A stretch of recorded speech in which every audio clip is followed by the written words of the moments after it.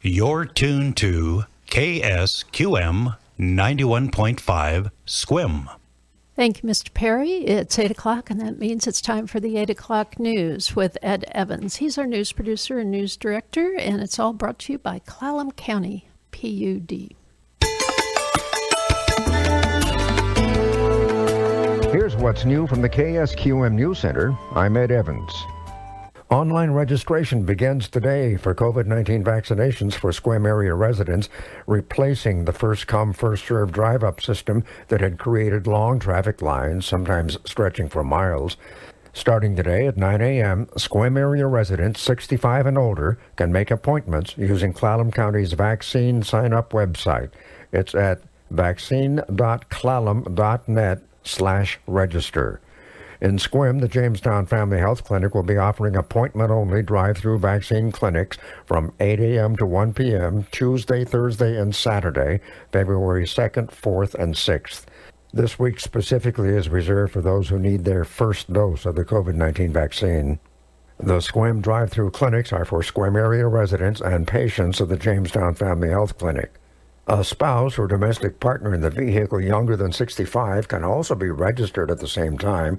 Once online registration is complete, a ticket with date and time needs to be printed and brought with you. Each person in the vehicle to be vaccinated must have a registration ticket. Time slots are in 1-hour increments.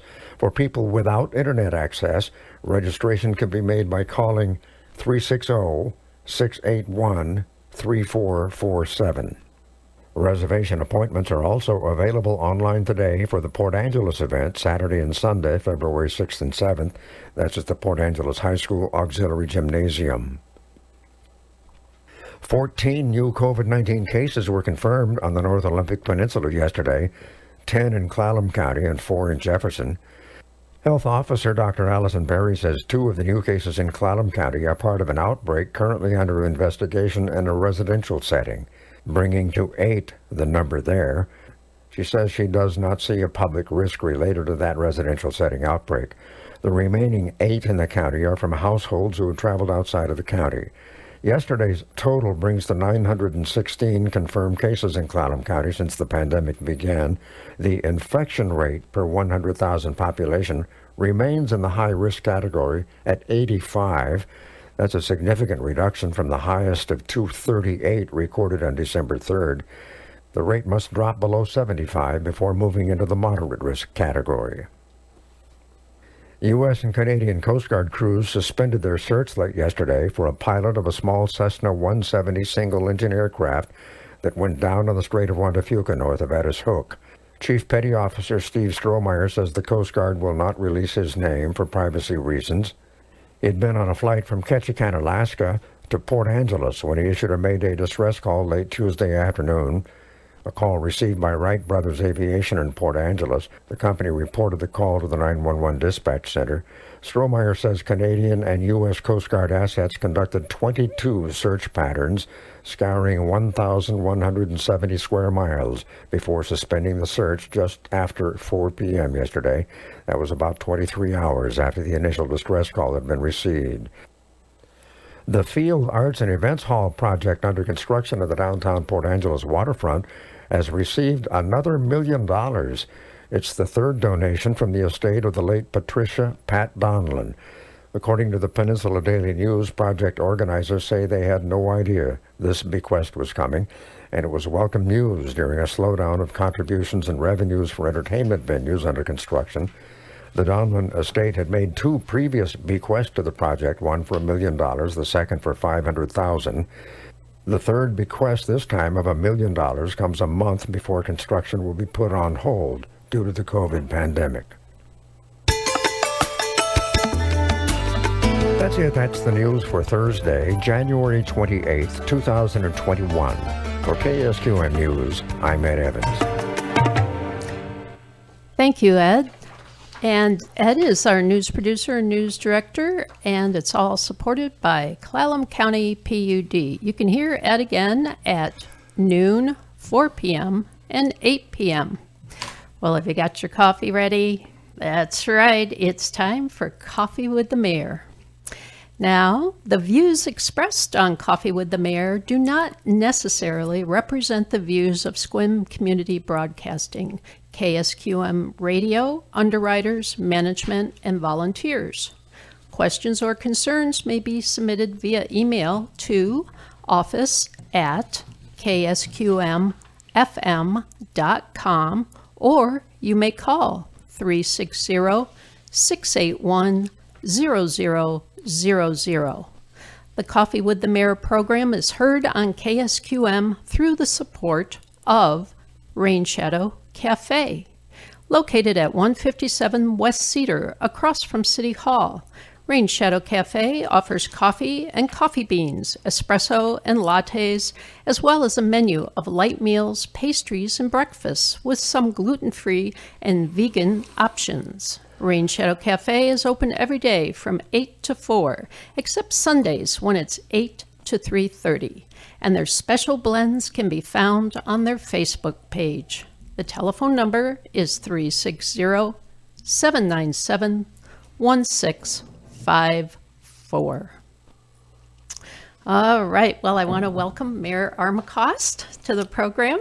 Thank you. Good morning. It's great to be here. Oh, good. I'm glad. And welcome David Garlington. Thank you, and good morning. Good morning. And do we want to jump in, or do you have some opening remarks anybody wants to say? Or Just another beautiful day in sunny Sequim. Oh, yes, exactly. And that sun is coming out according to the weather. Now, this is a question for Mayor Armacost. If your mentor, Dennis Smith, said his best decision was to hire Charlie Bush as the city manager, why is the current city council requesting that Charlie submit his resignation? From Debbie.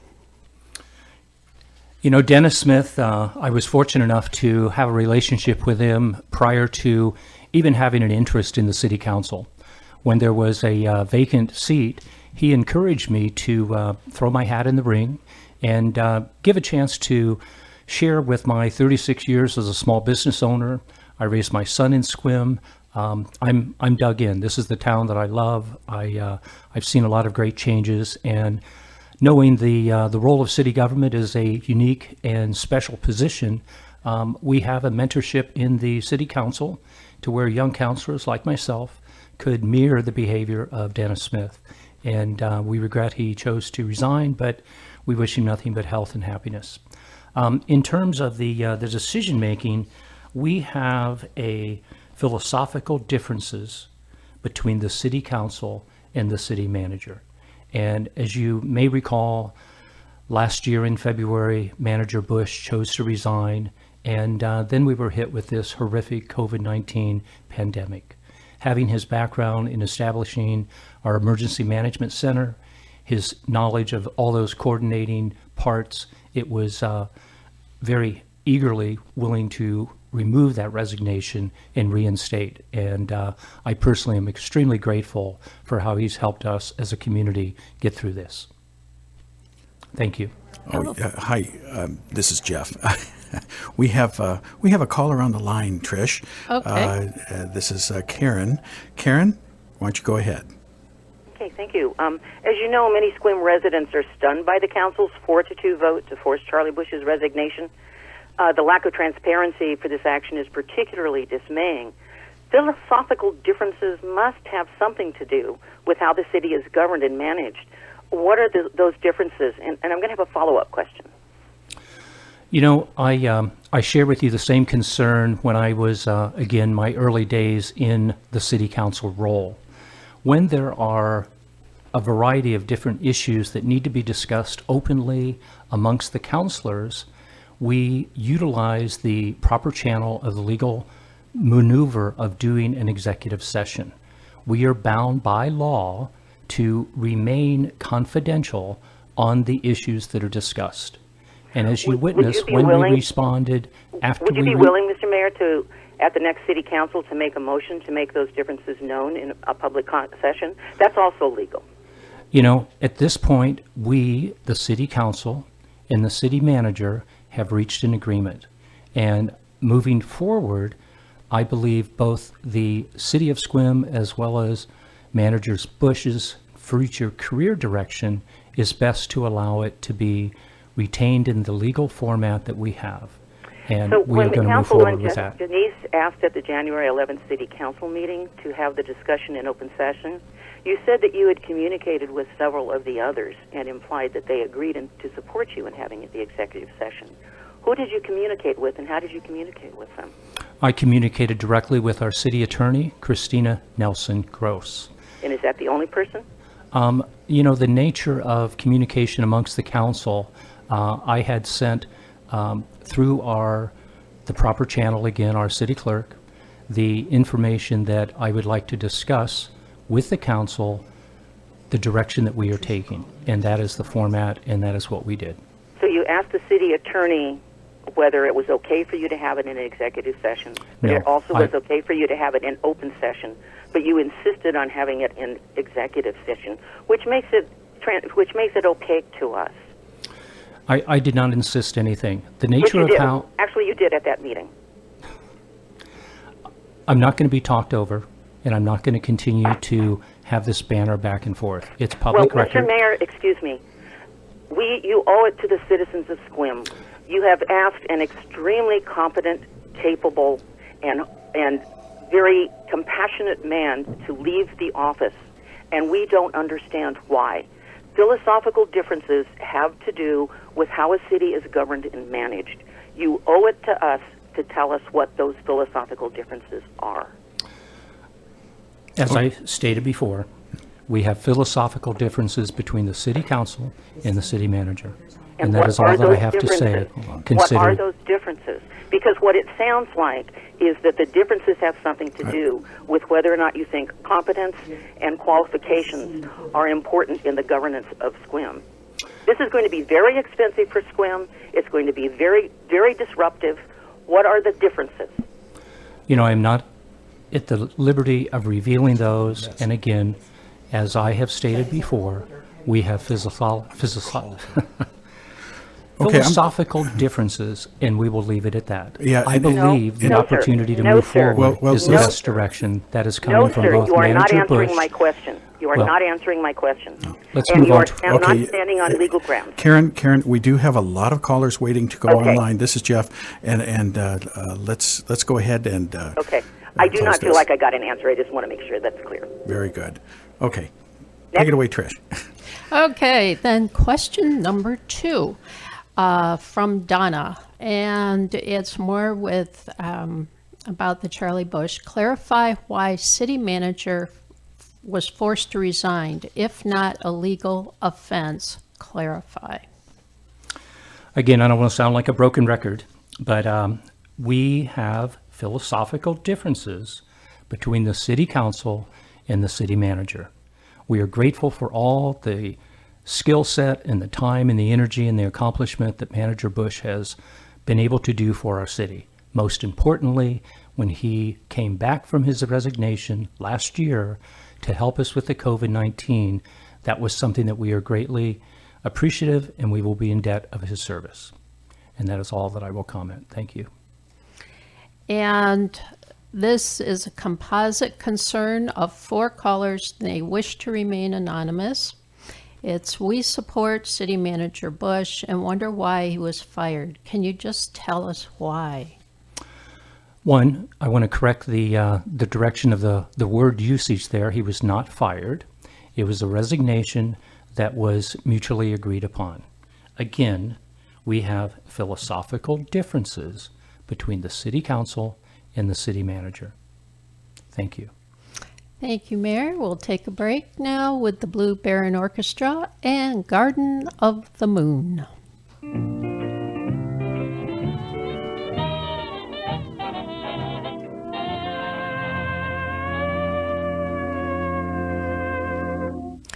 Thank you so much, Blue Baron Orchestra, Garden of the Moon. If you're just joining us, and we are also in the midst of Coffee with the Mayor. But first, let's look at what's going on across the strait. Your weather forecast for Victoria Harbor today from Environment Canada says today will be mainly cloudy. 30% chance of showers this morning, a few showers this afternoon, wet flurries over higher terrain. Local snowfall amount 2 centimeters over higher terrain. and temperature steady near +4, UV index 1 or low. Tonight, partly cloudy, becoming cloudy overnight, low +1. Now, for more information, the website for Environment Canada is weather.gc.ca. And reminder, tune in every Friday evening at 6:15 and Saturdays at 1 for the BC Canada Weekly Update with Celeste Steindl, right here on KSQM 91.5 Ksqm. Hi, Trish. Hi. This is Jeff again from the temporary studio. We have another caller online. This is Hyung Lah with CNN, and she'd like to have a few moments with the mayor. So, Hyung, are you there? I am. Thank Okay. you very much for having me on your radio program. Good morning, Mr. Mayor. Good morning. I just had a couple of questions in regards to your public comments about QAnon. If I could just start by saying, are you indeed still backing those words that you said in August, that QAnon is a truth movement? And what do you say to the residents who are concerned about what you have stated? You know, to make things perfectly clear, I've never endorsed or said I am a QAnon supporter. I was asked a question back last year, and I shared the philosophy, which I still do, that we are in an information overload media frenzy in our society today. I encourage people to do research and to seek truth. I shared that at that time when the question was around Q and the parallel that they were making with Antifa and Black Lives Matter and the unrest that we had in our country. I, again, through the opportunity for people to imply what they thought they heard, may have led to this continual energy that has been created, which is very negative in our small community as well as in the world. So, again, you directed people in that comment to go to a video that is conspiratorial, and QAnon is a movement that is not a truth movement. It is a conspiratorial movement that believes that there is a secret society that is violent. So, Mr. Mayor, do you support this movement? you know, as again, I do not, and I really, I think it's critical that we understand the nature of Coffee with the Mayor is just to discuss information that we can share with the public about our town of Sequim. And I regret in the past that I expressed my views of, again, they're personal, but again, it does not retain to my role as a business owner or as a council member or as the mayor of Sequim. The residents say that you should be removed as mayor because of these beliefs and because you said them in your capacity as mayor. You know, one of the benefits of having been on this planet for several decades, we're all entitled to our opinion. One of the benefits that the United States of America, in this wonderful document called the Constitution, gives even elected officials constitutional rights, which is freedom of speech. But I'm here to talk about Sequim residents, and we know in any environment where you have a collective body of people, by design, it's very healthy to have different opinions. And again, I want to talk about Sequim and what's important in our community. But I appreciate your question. Thank you, Mr. Mayor. I appreciate your time. Would you agree to speaking to CNN on camera since in a different forum today? You know, I spoke with the young lady, Kim, from your network last evening, and regrettably, I run a business, and I also have a commitment after my normal day of business this evening. And if there is a small window, as I shared with her, I will reach out and I will give you that opportunity if it was in the time restraints of my business. Okay, thank you, Mayor. We'll check back with you. Thank you so much. Thank you. Okay, thank you. And we're going to go on with our questions, just so the audience knows where we are. And the next question is, for the mayor, why do you publicly support QAnon? This is the concern of two callers who wish to remain anonymous. Well, I apologize for the listeners. You've already heard that answer in rather great detail Again, I have never publicly stated I support it. I'm an information seeker, and again, I should have kept my personal feelings to myself. Once again, I'm here to talk about our beautiful little town of Sequim. Thank you. Okay, and this next question, it's in 3 parts. It's from Debbie, and her first part is, what does the Punisher symbol mean to you? Well, I want to make a little clarification. There have been interest, and as your question is leading, one, it is not a Punisher pin. If you go to pinmart.com and you look under law enforcement patches and pins, you will discover the pin on my lapel is a thin blue line skull. The reason is to support 100% our law enforcement personnel. We are in a very turbulent time in our nation. We watch the reality unfold in the nightmare of the CHOP and the Chaz zone in Seattle. We've witnessed the attempt around the country to defund the police officers and their efforts to keep you, the citizens, safe. I have 2 relatives in my country that serve in law enforcement, and I have several friends that serve right here on the Olympic Peninsula.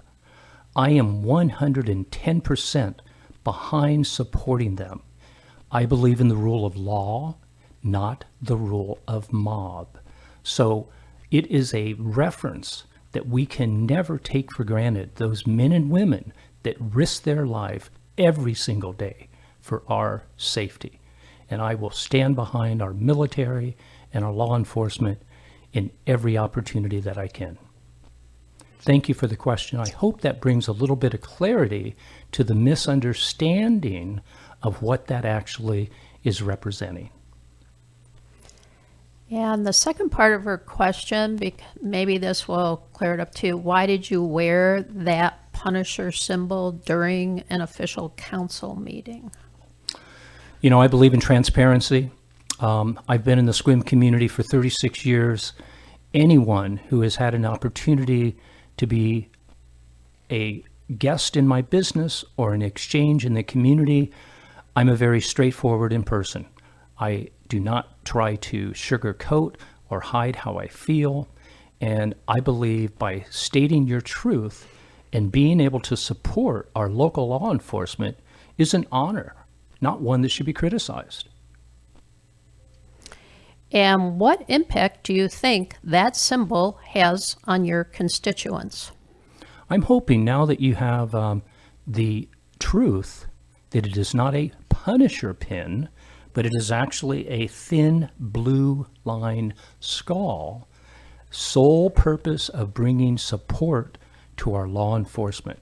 So if we can influence people to maybe do some research, go to Pinmart, don't take my word for it, take the reality of why the pin was created and the men and women that we are supporting in our communities. And another question from Donna. Now that federal election is over and QAnon debunked, has your allegiance finally reversed to believe in duly elected President Biden and Vice President Kamala Harris? You know, I'm not going to go down that rabbit hole.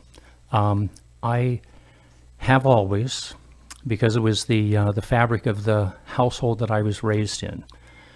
Prior to an election, regardless if it's in our little town or if it's on a national stage, you can have your personal opinions around the candidates. Once the election is final, that is now my president and my vice president.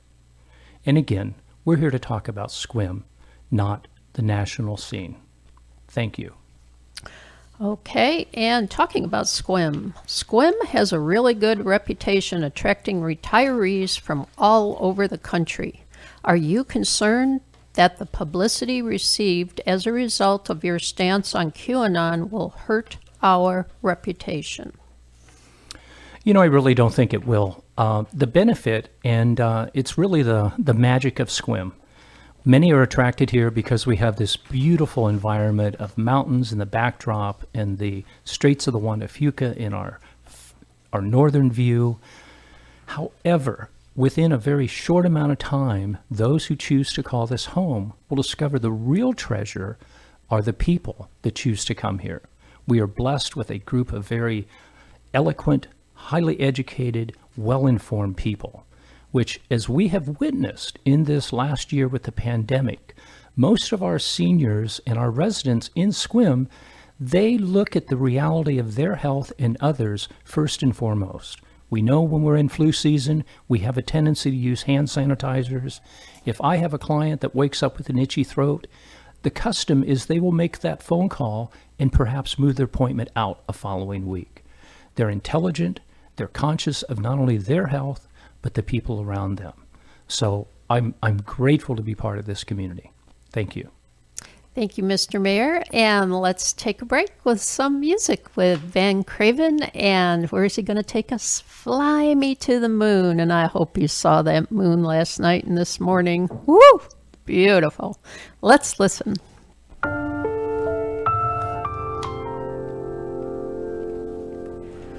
Oh, thank you, Van Craven. Fly Me to the Moon. And this is the KSQM Ferry Report, made possible through the support of Sequim Bay Yacht Club. Advanced vehicle reservations are available on all sailings from Port Townsend and Coopville. The 6:45 and 8:30 p.m. sailings from Port Townsend and the 7:30 and 9:10 p.m. sailings from Coopville are canceled due to tidal conditions. Reservations can be made until 2 hours before sailing time, so please check the website, Take a Ferry, for cancellations or changes. Walk-on space is available for all departures. Now, customers are advised to limit travel on ferries to essential purposes only and to observe physical distancing. On some sailings, the number of walk-on passengers may be restricted so that riders can maintain physical distance. Customers traveling by vehicle are encouraged to remain in their vehicles for the duration of their trip, while those in the cabin should practice safe physical distancing and hand washing and avoiding traveling if they feel ill. The Morning Ferry Report is a service of the KSQM News Center and has been made possible through the support of the Sequim Bay Yacht Club. And if you're just joining us, we are having coffee with the mayor, our mayor, Mayor Armacost, and also David Garlington, our head of public works. And we're going to go on. This is a question and answer period. So the next question. I am terrified by the murder wasps that have landed in Washington. I don't know what to do about this. What do I do if I see one?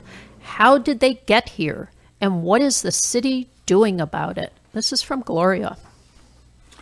Gloria, the good news I can report is we have currently no murdering hornets in Ksqm County. Now, if you do happen to see one, I encourage you to make reference of where you're located and contact the Washington State Department of Fish and Wildlife.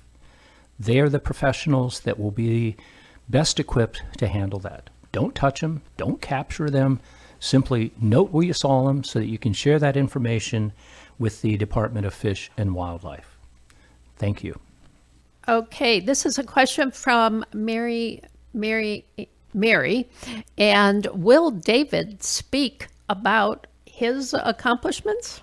Okay. Hopefully I'm heard on this mic. And I'm just going to repeat the question so everybody knows how David's going to talk. We're asking David, yes, if you haven't heard, David is retiring tomorrow, isn't it? Right? That's your last. Oh, I'm so sad. Anyway, he's retiring, and let's hear some of his accomplishment. And thank you to Mary Ann for the question. All right. Thank you, Mary. I'll get into some of the accomplishments that I'm actually proud of for myself, for the department. But I did want to say first off that it's going to be a seamless transition with me leaving. We've got a really strong public works team and a strong customer service culture, so you're not going to see any changes. Matt Klontz, who's been the city engineer and my assistant for the last 5 years, will take the helm as interim public works director, and Dave Nakagawara, who has decades of city government experience, will move up to be city engineer. So we're going to keep on doing what we're doing. We're going to keep the city and the parks attractive. We're going to keep the city functional, and we're going to keep Sequim a great place to live and visit. Some of the things that have happened through my tenure as city engineer and public works director that are especially stand out. I think the reconstruction of First Street, which opened last year, is one of those keys. That was one of the worst streets in the city in terms of its condition. And it was right in front of the school complex, the school district complex. So it was an important thing to get that fixed up. And now it's one of the most beautiful cities, or most beautiful streets in the city. As far as streets go, we have developed a really robust street restoration program over the last decade, and have made improvements in a number of areas of town. We're going to continue that. We'll have another street project going in 2021. Haven't quite fixed on what all the streets are going to be, but we'll be moving forward on that. One of the things that I'm especially proud of is the way that the parks look and the way that the landscaping downtown looks. We've got a wonderful crew, and they've worked really hard, and the parks are a beautiful place. We get a lot of compliments on them, which I really appreciate. But I appreciate what we've done in Carrie Blake Park and Pioneer Park. So those are a couple of the things. There's just a lot of projects that we've been able to accomplish that are pretty much hidden from the public because they're underground. They involve sewer lines or water lines and pump stations. But we've made really good strides towards improving the infrastructure of the city. So I'll take that away as some of my major accomplishments. Thank you. Wow. That's fantastic, David. Oh, you are going to be missed. All right. Well, the next question we have will be for the mayor. And we are... All right. It's sad to see the city lose another business.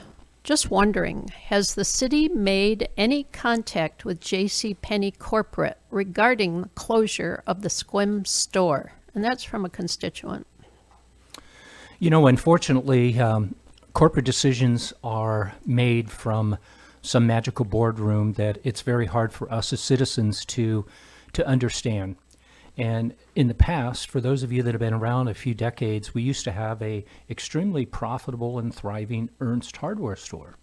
And we did some research, and it was one of the more productive stores in the nation. But again, it was a corporate decision. We are very sad to see Penny's leave. They have provided a resource for our peninsula that will greatly be missed. But in the world of COVID and the financial challenges that I don't know anyone in the planet that hasn't been affected by it, it's a very tough decision. I'm sure that they struggled with making, and unfortunately, as a city and a good steward, we really can encourage, but we have very little influence on those big corporate decisions. That's one of the benefits of being the choosing of going corporate and expanding your footprint in many, many different towns in our nation. But regrettably, we will be very sad to see them go. Trish, we have another caller on line one. This is Cristiano, and he's got a question about hazard pay. Cristiano, are you there? Hi. Yeah, I work at the QSC. I'm an essential worker. The essential workers and our families have just been absolutely devastated by this pandemic.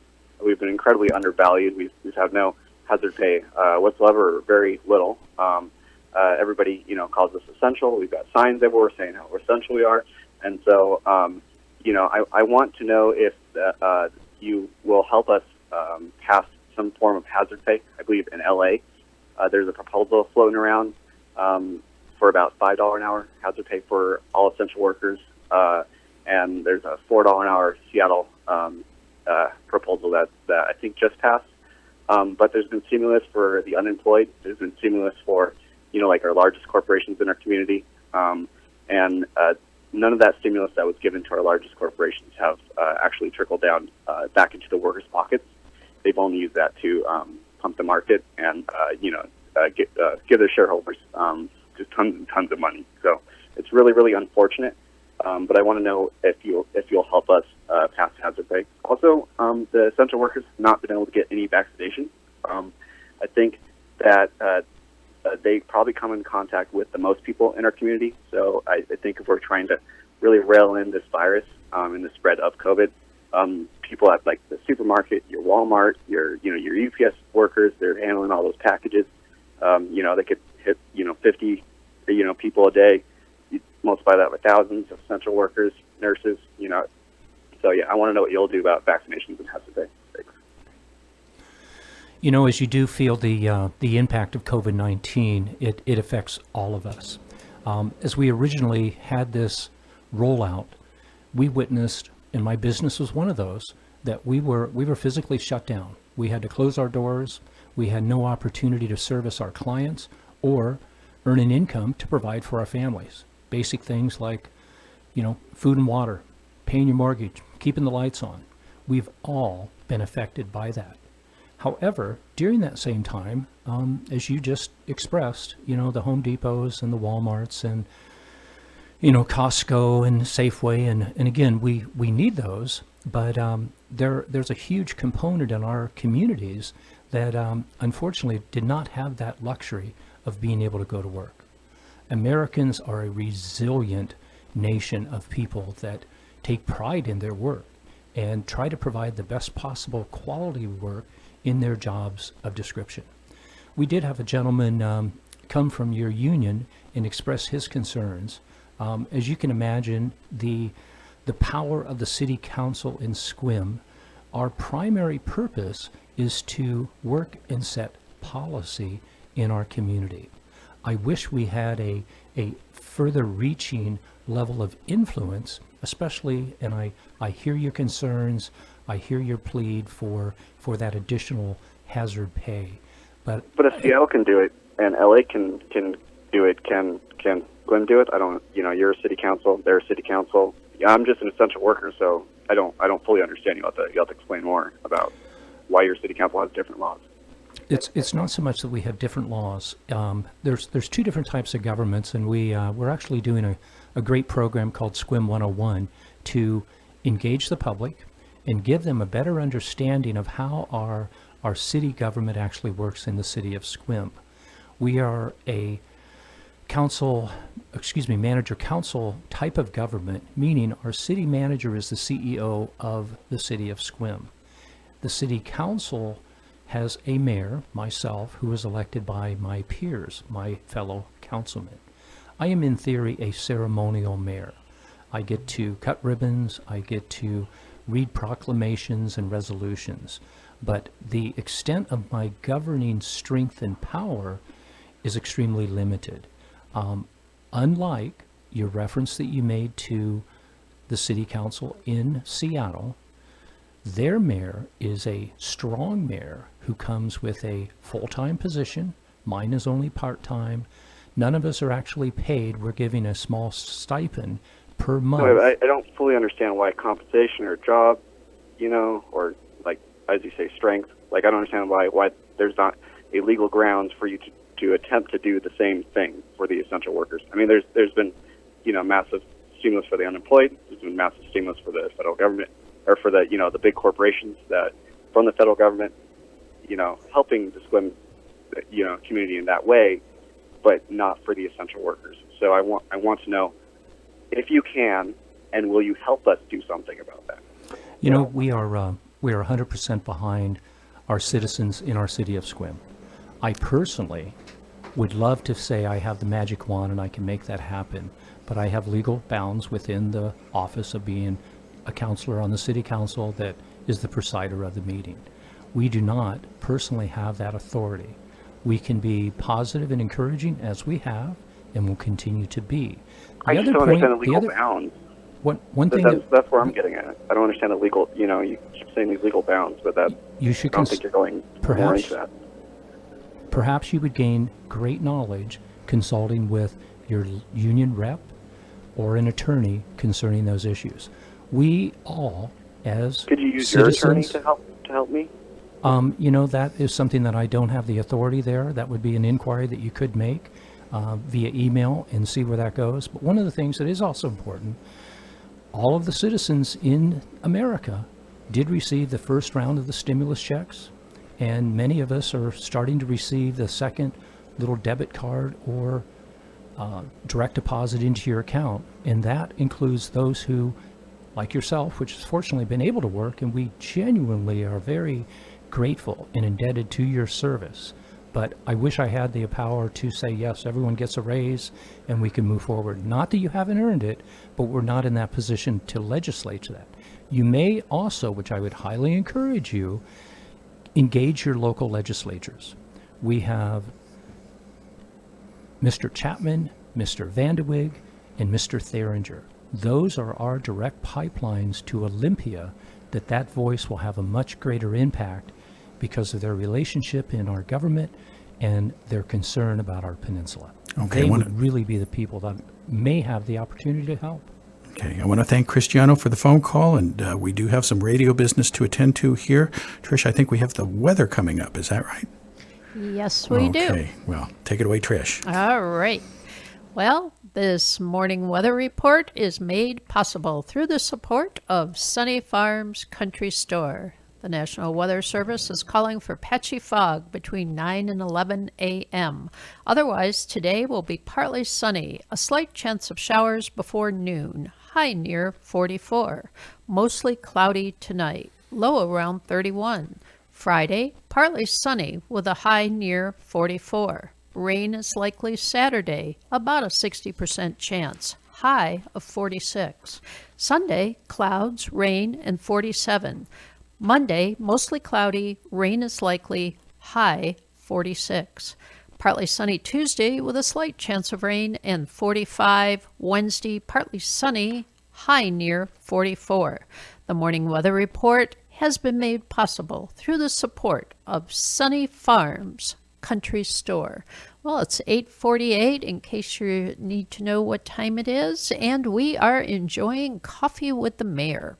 And we have Mayor Armacost on one microphone, and we've got David Garlington, also Chief of Public Works, on the other. And we're going right down our questions, so here's the next one.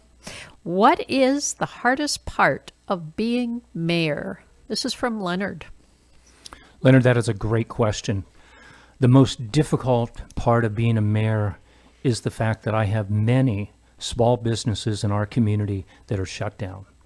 We have tried, and we will continue to try with our best efforts to try to persuade the legislature in Olympia to look at Olympic Peninsula differently.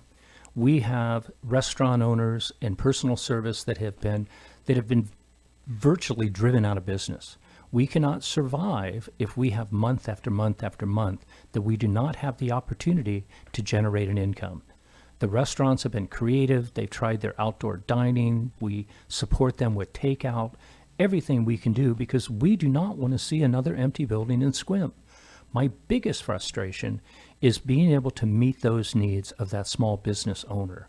That is the heartbeat of not only our little town, but of the heartbeat of America. We have to get our people back to work, the doors open, we can do it safely, we can maintain all of the protocol, but we've got to be able to get those doors open to stop this bleeding that is such a devastation to our small businesses in our small towns in America. Okay. What is the city's responsibility with all the traffic and other problems connected with the COVID-19 vaccinations at Carrie Blake Park? This is from Tanner. So the public works employees, the members of the police force, and CERT volunteers have all been working with the Jamestown Family Clinic to make the traffic situation work as well as possible. And honestly, they've done a great job doing it. There were thousands of people that were in line over the course of several days in order to get vaccinations, which created, a situation along East Washington Street and some of the other streets in downtown. The way that they were channeled and directed by the volunteers and the city employees, I think, worked out really well. It was something that's very unusual, so they had to deal with it as they could, and they dealt with it fine. Now that there are going to be reservations, at least for some of the vaccinations, the situation should be lessened in terms of traffic, but we'll still be out there, and we'll still be helping the family clinic, the Jamestown Family Clinic, to do what they have. What I do know that came out of it is that there's several thousand people in the Sequim area that are very relieved to have gotten their first vaccination. So it was a good program, and we fully support it. Okay, did you want to stay there? And I can just make it convenient for the, we hear you are retiring, David. Insert huge sobs right there. So what are the plans for the Public Works Department? Okay, I've covered the team that's going to be taking over and moving forward in a previous question, but I can tell you some of the projects that they're going to be working on in 2021. We have a very ambitious program that they'll be leading. There are going to be some traffic signal equipment upgrades at Sequim and 3rd on Washington Street to increase reliability of some very old equipment, and to make a few tweaks in how those lights work to get more traffic through the intersections. So that should please the people that come downtown during the middle of the day and are trying to use Washington Street. As I said, we're also continuing our pavement preservation program. We'll be doing some more paving this year. Streets to be designated. Just hold on and you'll find out. We also are doing some design work, a combination of city staff design and some consultant help to do a design for the North Sequim Avenue sidewalk and roundabout upgrades. There's going to be sidewalk put in on the west side of Sequim Avenue to connect the neighborhoods in the north part of town to downtown and to the schools. And we're making some changes to the roundabout to make it work a lot better for pedestrians and bicyclists, and also to slow traffic down a little bit going through there. They won't be able to cut across the roundabout and cause problems there. So that's going to be nice. We're looking to develop a new water source, a new water well. So we'll be drilling a pilot well to see that the area that we've chosen is going to provide the amount of water that we're looking for. We have some computer upgrades to what we call our SCADA system, which is a control system, a remote control system for our water and all the pumps and whatnot that control how our water works. We've just got some new asset management software that we're going to be implementing, and that'll really help us with scheduling maintenance of everything from police car oil changes to when we change a sewer pipe, when we go in and replace it. One of the things that we've seen over the last few years is that when we have a big storm, a lot of water enters into our sewer system and has to be processed down at the water reclamation plant. So we're going to be very aggressively going after those places where water is entering the system and fixing those. And we're also in anticipation that there may be some federal funds, recovery type funds, infrastructure type funds to put people to work. We're going to be putting together a Washington Street overlay project to repave Washington Street if we can find some money to do that from the federal government. So a lot of things, we always try to overreach a little bit so we don't underperform, but it's going to be an exciting year. Yeah, it sounds like it. And this is a three-part question, and the last part was, can you tell us more about the Sequim Southside Complete Streets concepts that were recently presented to the community? And I also recall, because I was in on that, and one of the people who participated, they asked about putting a left-hand turn signal at 5th Avenue in Washington. Mm-hmm. Yeah. So we're concentrating on signals on 3rd and Sequim right now, but then we are going to go to 5th and 7th and make improvements there. There's actually some fairly major changes that we'd like to make to the layout of the street that will make it work a lot better, but also increase the cost of those. So those will be projects that you'll see coming up in the next few years. As far as the South Side Complete Streets, we're going to proceed there in several different stages. The first stage, the near-term work, is going to be low-impact, low-cost work to use mostly paint and plastic to delineate bike lanes and shared-use streets to make it clear where the bikes belong. Of course, you can bike on any street, but to make it clear where it's perhaps safer, we want to designate certain streets is more bike-friendly and other streets is more vehicle-friendly to try to get some separation between the two. One of the more expansive projects is to work on improving several of the streets there. And I think the best way to view it, this is going to be a long-term thing. Hopefully we'll be starting like design work in 21 or 22, and if we have the money to move forward with the project, be working on it on construction in say 2023. But one of the best ways for me to explain that work is to refer you to like Cedar Street between Sequim Avenue and 3rd Avenue. That has a lot of the elements that we want to work into some of the streets south of Washington, the sidewalk, the landscaping, the improvements there that I think will really make the neighborhood look nice. But in addition, we're going to be introducing elements of design that will slow traffic down, what we call traffic calming, so that we don't want to turn those streets into just cut-through streets, even though they are being used that way even now. So we want to introduce some elements that'll help make them safer and more pleasant as a neighborhood street.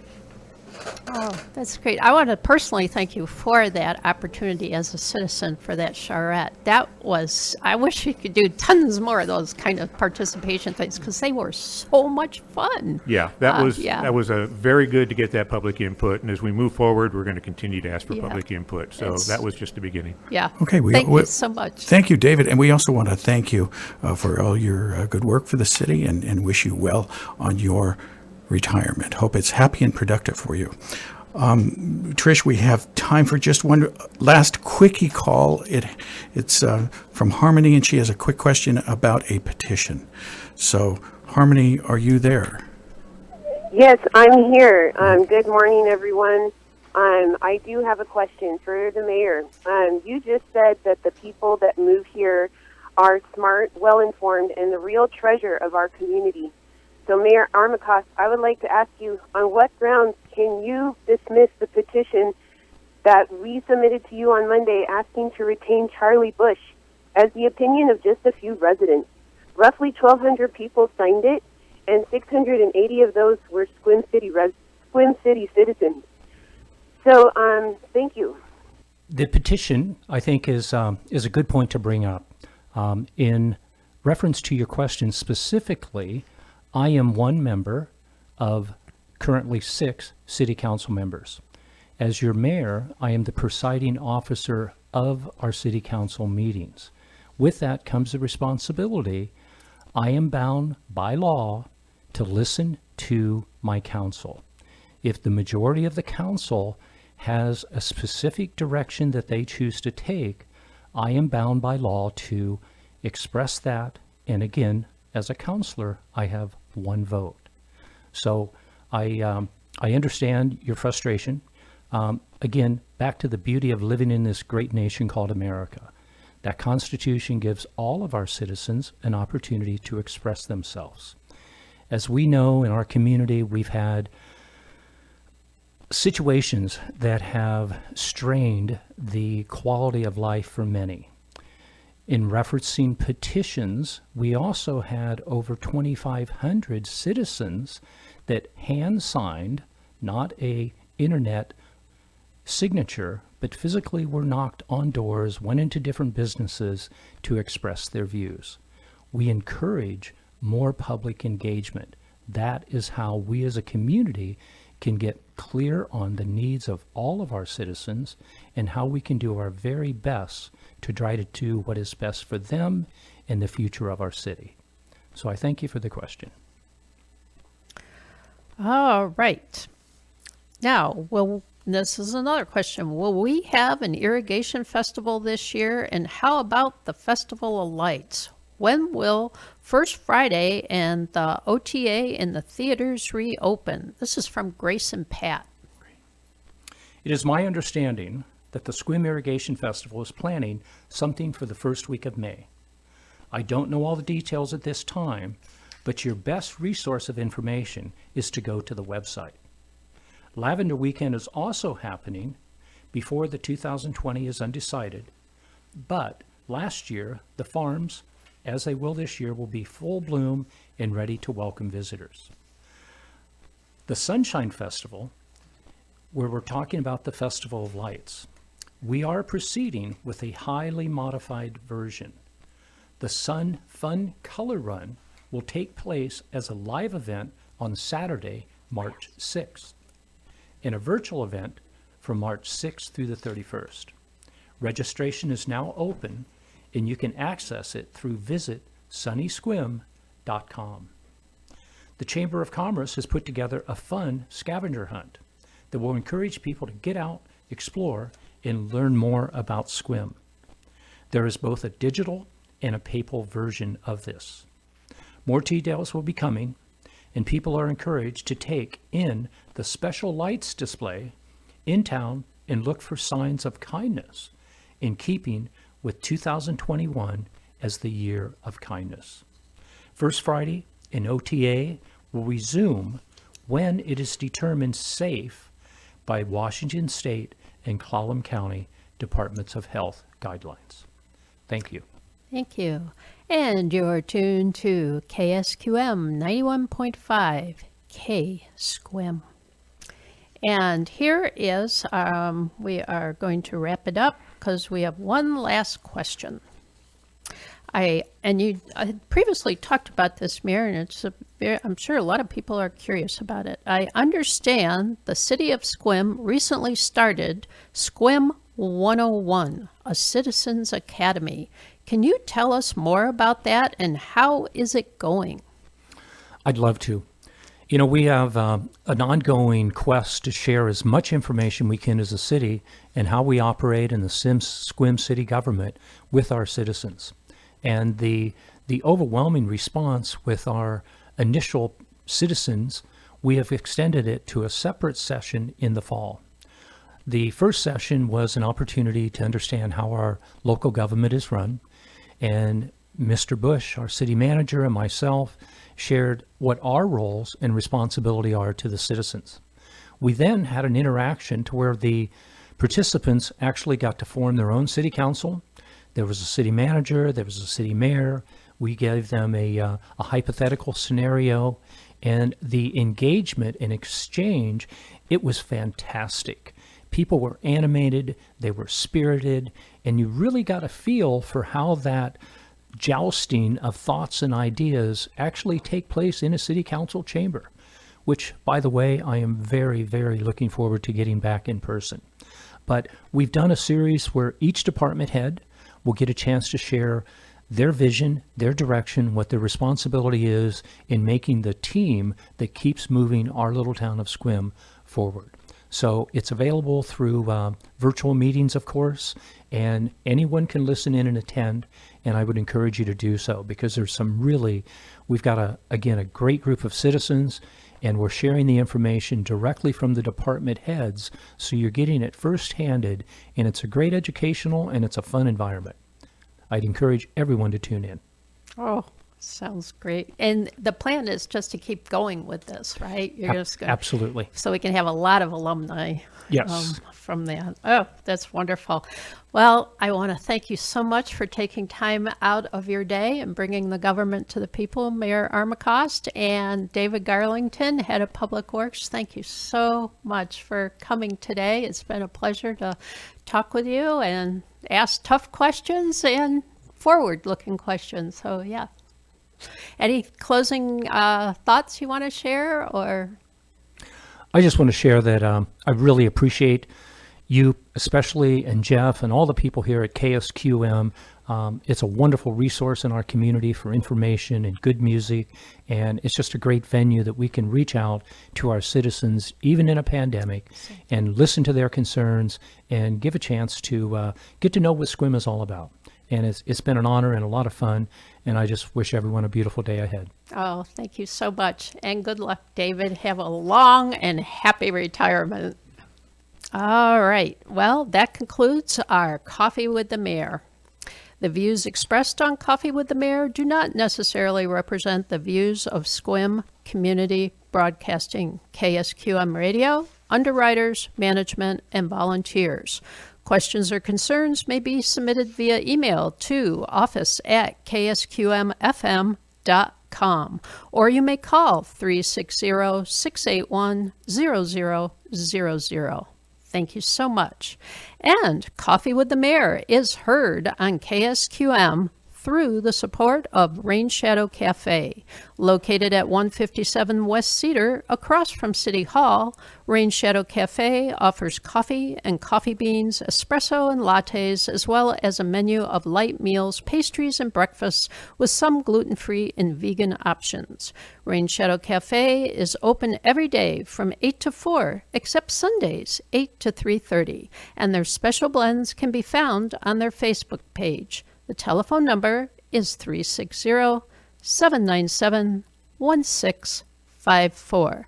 Let's get back to the music with the 101 strings. Yep, you can count them. 101 strings. Blue Danube Waltz.